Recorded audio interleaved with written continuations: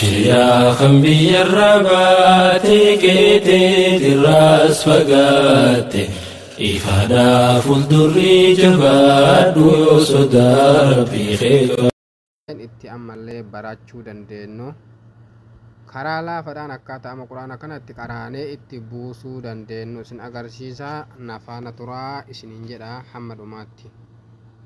Quraanni isa kana obboleeyyan tiyyaa kunoo akkuma amma argaa jirtan quraanni isa kana kan immootu isa qabu kan buufattan gara dhumarratti isin agarsiisa hamma dhumaatti na hordofaa isiniin jecha. Akkaataan inni itti dalagu fakkeenyaaf laa uqsimu suuraa qiyaamaa isa kana irra gadhooyne ilaalla jechuudha. Gaqqabna fakkeenyaaf bal yuriidul insaanu kana irra gaqqabee irra ture jechuudha. Achi booda eessa dhaha bakka tana dhaha. Eega gaqqabee irra ture bakka tanan dhaya. بل يريد الإنسان ليفجر أمامه يسأل أيان يوم القيامة فإذا برق البصر وخسف القمر وجمع الشمس والقمر. yoo ka inni fakkeenyaa fi daqiiqaa takka lama akkana gad bu'uun barbaada yeroo tokko tokko amma kun ka gad bu'e waan ta'eef fakkeenyaa fi amma mee kamiin isin garsiisa mee fakkeenyaaf hal'ataa kana yoo isin garsiisu irra qaqqaba jechuudha.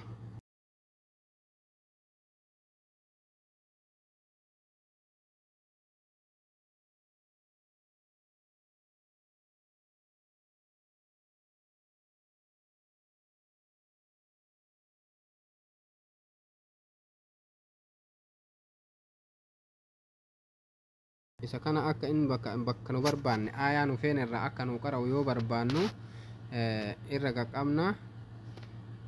Irra qaqqabne bakka isii kana dhooyna akka nu qara'u jechuudha. Inna hadaynahu as-sabila imma shakiran wa imma kafura.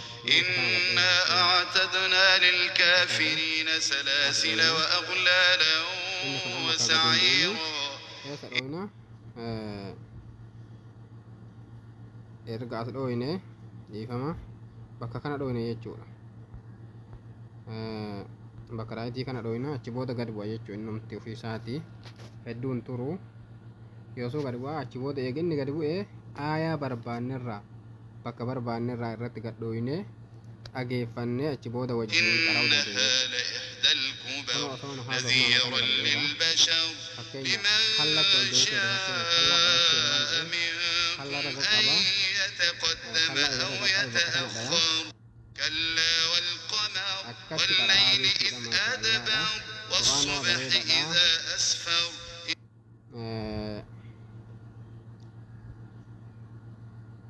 warroonni buufachuu barbaadan isin garsiisa pilaastorii irra jira. Inni isa kana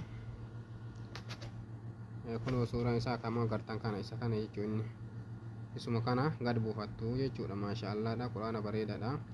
Akkasuma ammallee sheekotii isa qara'an ka fakkeenyaaf sheeka feetan ka dhageeffachuu isa feetan as gad dhooytanii bakka kana amma fakkeenyaaf sheeyni amma qara'e Abdurrahman al Shahshaat ka jedhu kana isa kana yoo kan barbaanne taate achuma Abdurrahman bakka jedhu kana gad dhooyna. Abdurrahman Sudeesin jira. Mee fakkeenyaaf isa kam goona isa kaniin hunda keessa mee kanarratti dhooyna. Inni akkamitti qara'ame sagalee isa barbaanne dhageeffanne jechuudha. Irra qaqqabna. Balaa qaadiriina alaa garagara jechuun sagalee sheekotii garagara sheekotii hedduu qaba.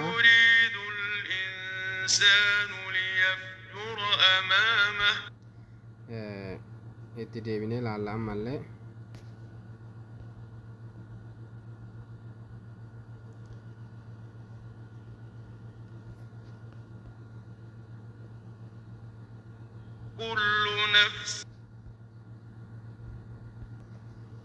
Ammallee sheeka qayyarree ilaalla.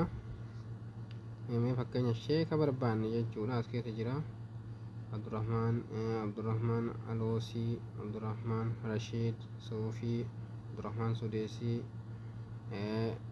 akka hundumti hedduudha jechuun kun hundi warra sagalee garaagaraatiin qara'an mee kanneen keessa isa irraa akiraa kanatti dhooyina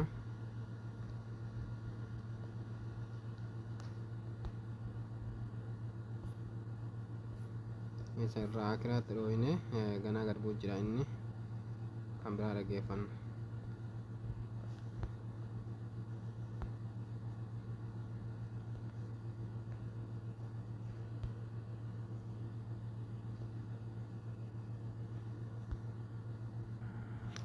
Boleeyyan tiyya inni immoo ani fakkeenyaaf sagaleen isaa hundumaa kadasna jedhu ka osoo tahu isaan keessaa kaaniin ani maraxadhu isa kana maashaallah dasna jedha sagaleen isaa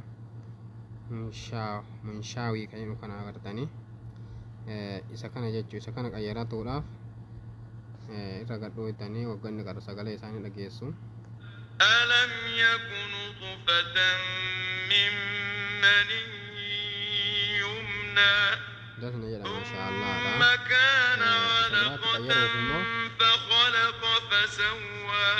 dhaabna bakka kana dhooyna jechuudha achi dhooyna achi booda nuu dhufa gara gadii kana dhooyna jechuudha bakkuma amma maqaan isaa jiru kana achirra gadhooynu warri qara hundi akkatti nuu dhufanii jechuu sagalee jara as keessaa maraxanna maashaallaadha irraa baradhaa isiniin jedha waan hordoftaniif galatoomaa barumsa garaagaraa kaasirratti kenninu argachuudhaaf subscribe like godhadhaatii nu hordofaa isiniin jedha wassalaamu alaikum warahmatullaahi wabarakaatuhu.